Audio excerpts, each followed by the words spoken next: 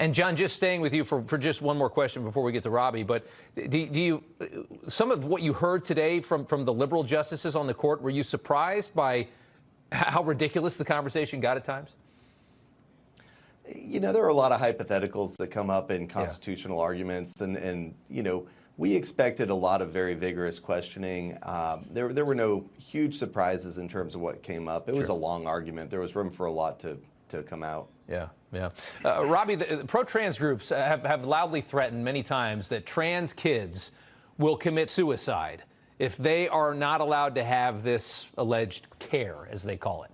But today, the ACLU's attorney was actually forced to admit that this care doesn't actually prevent suicides. Take a listen to this.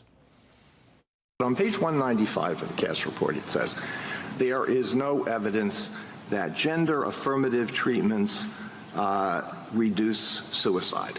What I think that is referring to is there is no evidence in the studies that this treatment reduces completed suicide. However, there are multiple studies, long-term longitudinal studies, that do show that there is a reduction in suicidality, which I think is a positive outcome to this treatment.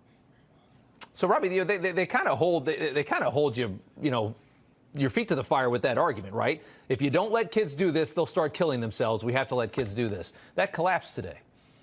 Oh, it absolutely collapsed. And let me just point out, if a grown man who's abusive toward his girlfriend uses that same argument, I'm going to commit suicide if you leave me, we call it very clearly coercive and abusive, because it is, in fact, coercive and abusive. So when a doctor uses that to coerce a parent into agreeing to transitioning their child, it's still coercive and abusive. And not only that, it doesn't hold with the fact pattern that we actually know to be true, which is that this is not helping prevent suicides. In fact, if anything, it is worsening the mental health issues that are underlying this and are not being properly treated. And so I applaud the Attorney General's office and our legislators here for listening to the people of Tennessee and for fighting for what is just sane, and that's taking care of our kids.